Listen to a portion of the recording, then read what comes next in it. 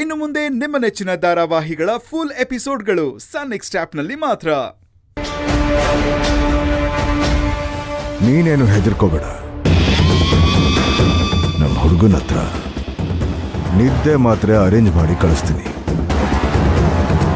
ಆ ನಿದ್ದೆ ಮಾತ್ರೆನ ಹಾಲಲ್ಲಿ ಹಾಕ್ಕೊಡು, ಆರಾಮಾಗಿ ನಿದ್ದೆ ಮಾಡ್ತಾನೆ. ನಾಳೆ ಏನ್ ಮಾಡ್ಬೇಕು ಅನ್ನೋದನ್ನ ಆಮೇಲೆ ಡಿಸೈಡ್ ಮಾಡೋಣ.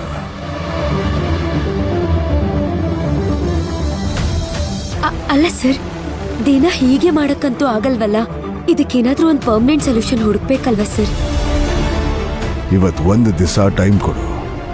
ನಾಳೆ ಸಂಜೆ ಒಳಗೆ ಅಶೋಕ್ ನಿನ್ ತಂಟೆಗೆ ಬರ್ದಿರೋ ಹಾಗೆ ಮಾಡೋ ಜವಾಬ್ದಾರಿ ನಂದು. ನೀನು ಕಲ್ಪನಾ ಥರ ಹೆದರ್ಕೋಬೇಡ, ಶಿವಗಾಮಿ ಥರ ಧೈರ್ಯವಾಗಿರು. ನಮಗಾಗ್ಬೇಕಿರೋ ಕೆಲ್ಸದ ಮೇಲೆ ನೀನು ಕಾನ್ಸಂಟ್ರೇಟ್ ಮಾಡು.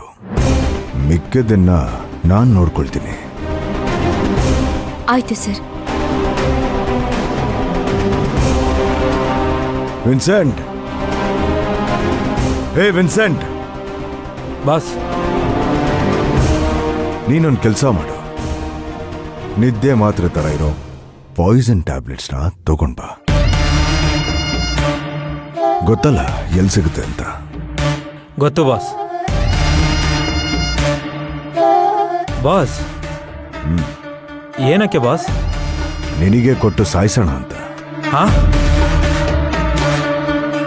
ಯಾಕೆ ಬಾಸ್? ಮತ್ತಿನ್ನೇನು, ಹೇಳಿದ ಕೆಲಸ ಮಾತ್ರ ಮಾಡಬೇಕು. ಯಾಕೆ, ಎಲ್ಲಿಗೆ, ಯಾರಿಗೆ